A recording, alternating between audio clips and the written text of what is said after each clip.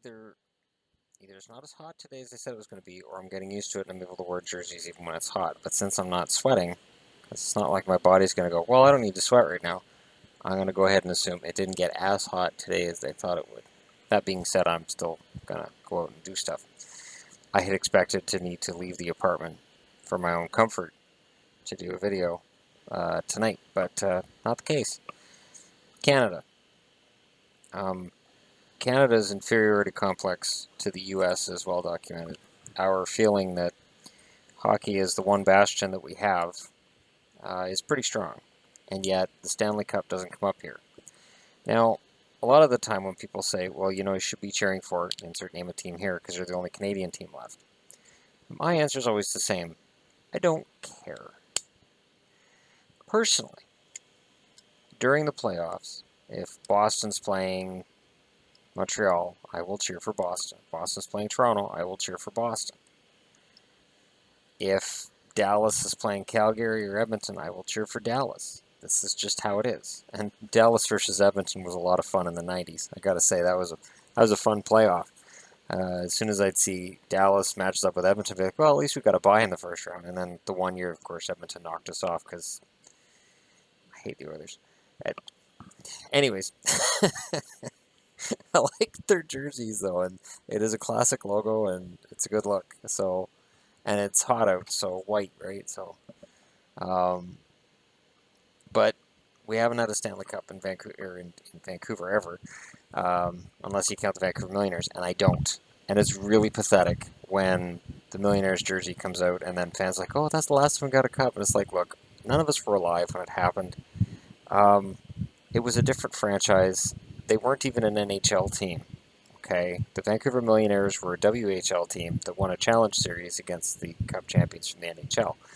And as impressive as Cyclone Taylor and the boys were, the Vancouver Millionaires, by all accounts, were a fantastic team in the 10s and 20s of the 20th century. Not really the same as the Canucks now. So, why? I can look over the Stanley Cup since the last time Montreal was there. 93 was the last time Montreal won a cup. And 94, Vancouver was there. They got run over by the Rangers. They put themselves behind the 8 ball by getting behind 3-1. They won games 5 and 6. They were warriors through the whole thing. They lost game 7 by a goal, but it was the fact that they were trying to play catch-up in game 7. You can't play catch-up in game 7 of the Stanley Cup final, especially on the road. You need to score first. You need to put the pressure on the home team, and they didn't do it. And as soon as the Rangers scored the opening goal, I'm like, and that's it. Because I knew Messier and the boys weren't going to blow it at home in Game 7 against the Canucks. Following that, you're looking at 04 with Calgary. Calgary-Tampa was a close series. It was a close series in part because Kiprusoff was playing out of his mind. Kipper, for that season and a couple seasons after, was the best goalie in the league, hands down, and he was propping that team up. Between him and Iginla, it was quite the show. But in the end, it came down to puck luck. It really did. And then in 06, after the lockout, the Oilers, with Chris Pronger, went all the way to the final and played Carolina. And they lost to Carolina because Rolison got hurt. I don't think there's any doubt, for me anyways, that they were a better team than Carolina. But when Ty Conklin and Jussi Markkanen were their goaltenders, and it was Cam Ward at the other end, it was over. Markkanen played okay. He had a couple games where he played well. The series still went on, to be one of the better series of that decade anyways. But Rolison was the difference. If they had Rolison, they would have won that series. Once he got hurt, it was over.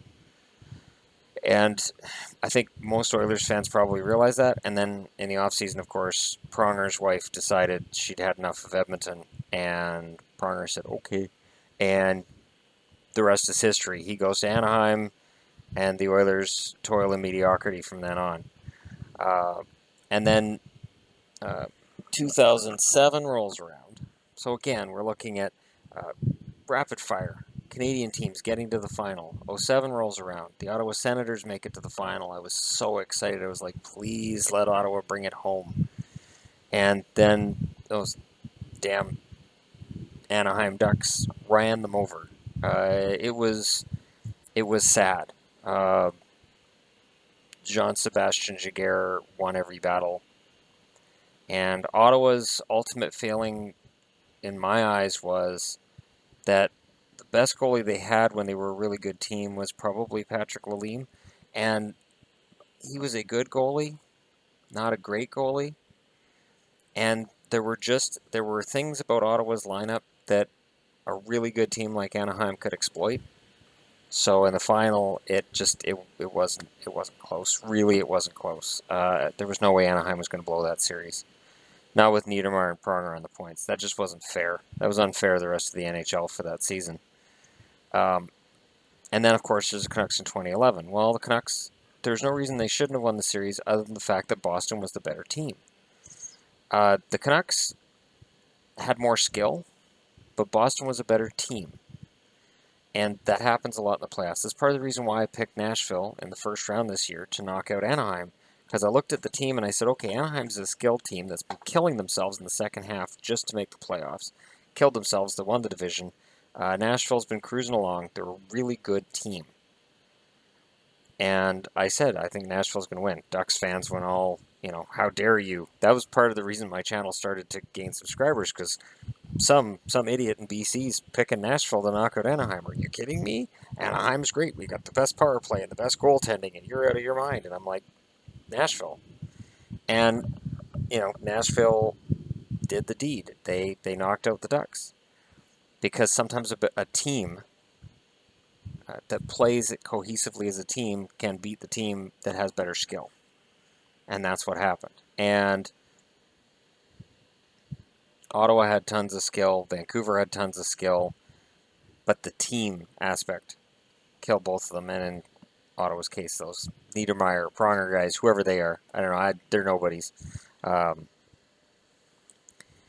So, anyways, Vancouver's final also changed direction when Aaron Rome hit Nathan Horton.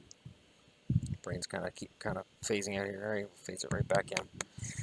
But yeah, that hit fired up the Bruins. So yeah, Horton was out, and I kept reading, without Horton they're done, and it's like, you guys are idiots. Like, then Sean Thornton pencils into the lineup. Thornton starts beaking off at the Canucks bench, fires up his players, and when you look at the final score of the series, I think Boston scored 23 goals and Vancouver scored 8.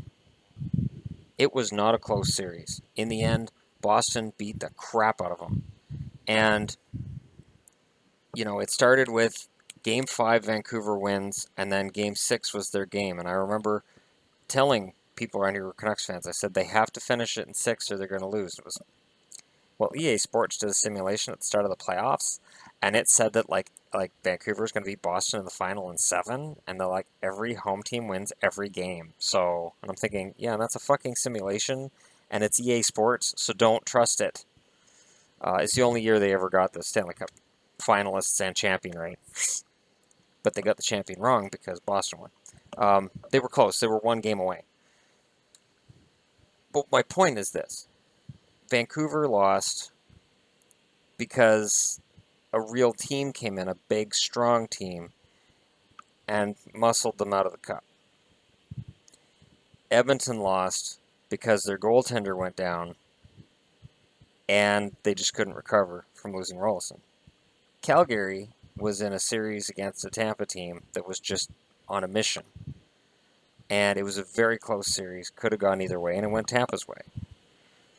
Ottawa ran over by the Ducks. Toronto haven't been in the finals in a while, and Montreal haven't been back to the finals since '93. And there's another factor, because I said I said in a comment earlier today, there's more than one factor.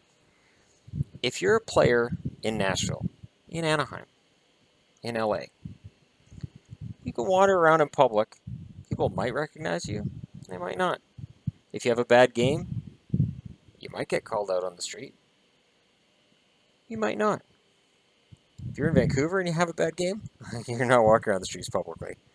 If you're in Vancouver and you walk anywhere, you're going to be recognized. Now, Canucks have been very, for the most part, the Vancouver Canucks players have been very pleasant with their fans and very good to sign autographs. My point is this: there's a lot of pressure in Canadian cities, far more pressure in Canadian cities than there is in the States. There's a reason PK Subban has been wearing a smile ever since he got traded to Nashville. I'm sure he loves Montreal fans, but there's a part of him that's saying, wow, in Nashville, all the pressure's off, and I'm playing with Roman Josi. This is going to be great.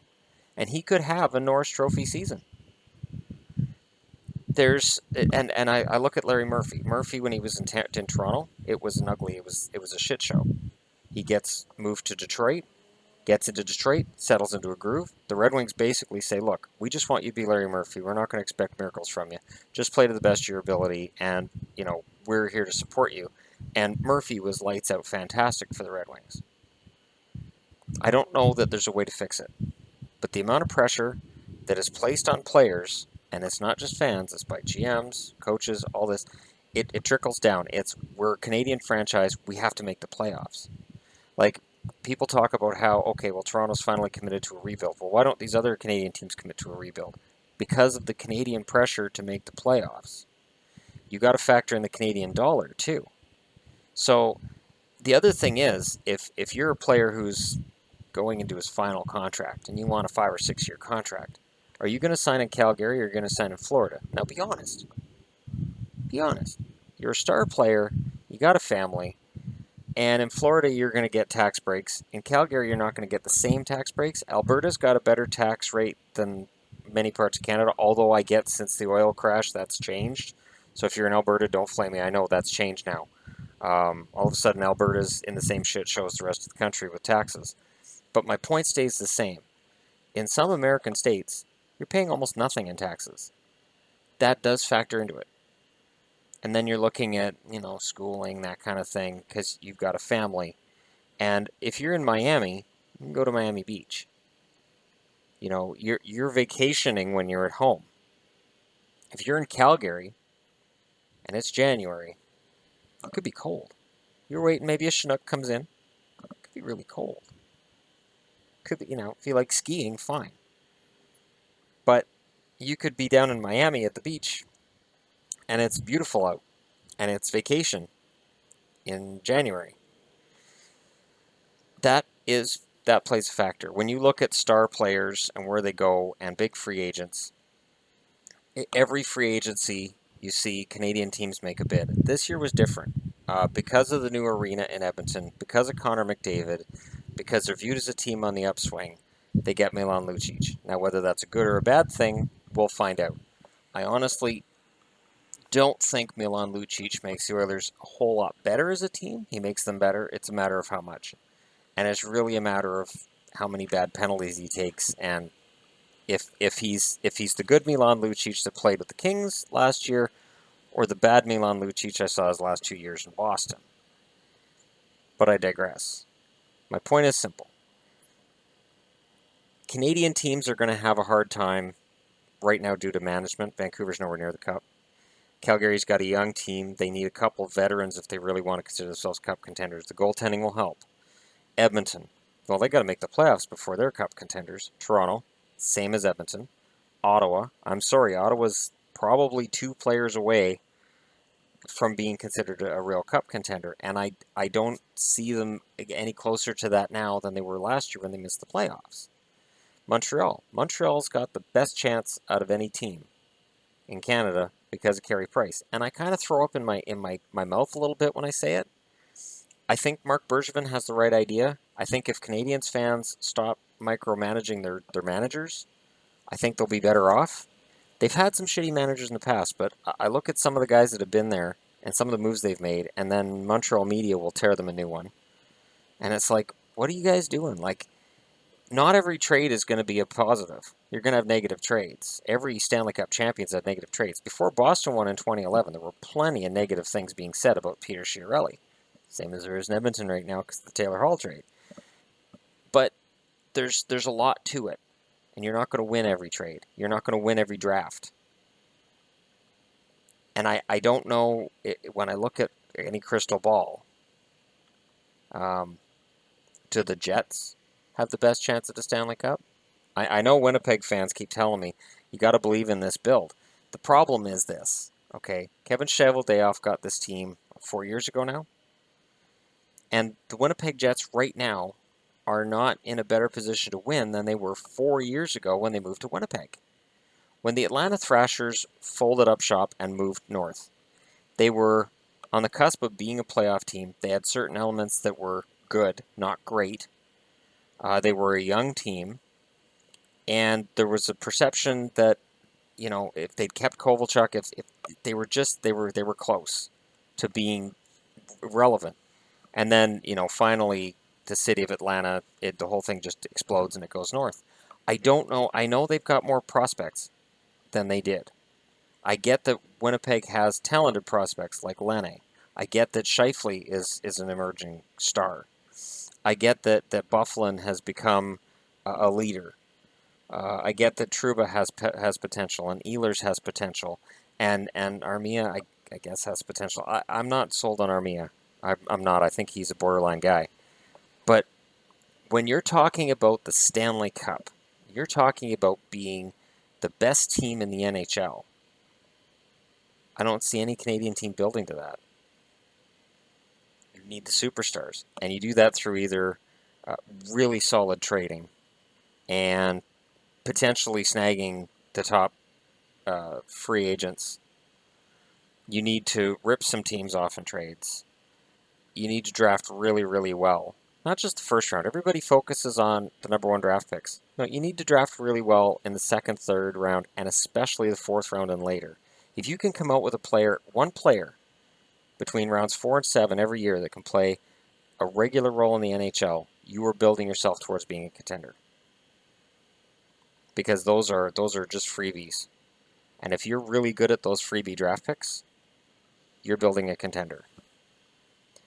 But I do think that like I said, it's a complicated issue. There's no simple fix. And I mean, if let's say Calgary wins the Cup in 2004, then Canada would have one Stanley Cup in 23 years. It's still not a good record. Now, when you've got as many Canadian teams as we do, one of them should have won it. But it's just been a combination of bad luck. I think fan pressure seems to affect how things go when you reach that level of the game. I think players on Southern teams are more relaxed because they don't have as much pressure. They put the pressure on themselves. The media puts pressure on them. But the pressure in a Canadian city is really, really strong. And that's sometimes why you'll see a player who's been in a Canadian city for a while, like maybe a Phil Kessel, who seems very happy to get out. It's not that they don't like the fans. It's not that they don't like the city. It's just that pressure's gone now. And what I saw with Kessel when he played for Pittsburgh this year is a guy with the pressure off. He could just go out there and be Phil Kessel.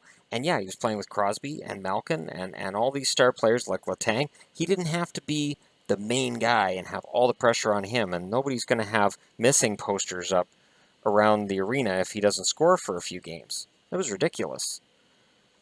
Funny, but ridiculous. So it's a completely different perception. And then when you look at star power on American teams and you compare it with star power on Canadian teams, and I'm talking about mature prime stars. I know there's a lot of young stars in Canadian teams. Can they hold them through their prime? And can they develop them through their prime? That's a question Edmonton hasn't answered yet. They get these guys and they're good. And it's like, oh, this guy's going to be a superstar. And then they never hit that level. Nugent Hopkins. Taylor Hall, everybody complains about Taylor Hall leaving. He was supposed to be a 50-goal guy. He was supposed to be, and it's for some reason he didn't hit that level. That's why I'm saying when he goes to Jersey, let's see what he does there. Eberle hit this ceiling. And it's like, why don't they take that next level? Why did Bobby Ryan, when he got to Ottawa, his offense isn't what it was. He just doesn't, that explosiveness just doesn't seem to be what it was. And I guess bringing in a Guy Boucher should fix that, right? It should. But what if it doesn't? What do you do then? So, it's there's a lot of different factors at work here. And I don't know that there's a quick fix. But here's a question for you. Which team in Canada will finally hoist the Stanley Cup first? If I had to pick right now, I would say Montreal. And if I had to pick long term, based on what their management's doing, I would say it's an even split between Winnipeg and Toronto. Winnipeg, it's dependent on goaltending and on all of these young players being what they're supposed to be. And Toronto, it just based on the fact that they got all this hype, they got the president, the GM, and the coach they want. Apparently, they've got this dream team together, and now they're starting to build. And they have to build supporting veterans for these young kids. You can't just bring all these young kids in, and James Van Riemsdyk isn't the only answer. I mean, you've got to bring in veteran guys. You need a Jerome McGinley type to mentor these kids. You need a Yager, not as old as Yager, but something, you need that kind of star player to come in and mentor these kids so that in the playoffs, when they struggle, you can lead them through it. Because young kids always struggle in the playoffs. They need that veteran mentor. That's why when the Sedins were on the verge of being free agents, Brian Burke, as GM in Toronto, was anxious to get them signed. Because the Sedins would have made the Leafs a playoff team at the time, and you would still have the Sedins in Toronto to mentor these kids. And I'm telling you, as a Vancouver fan, that's not a bad thing. That's a very good thing to have. That's why when Canucks fans say, just trade the Sedins, it's like, are you kidding me? You're going to take the veteran leaders of this team, the guys who've scored almost 1,000 points each for this team, never played anywhere else, guys who can mentor these kids and talk to them and say, look, we've been here for 16 years. Here's what we've learned in Vancouver.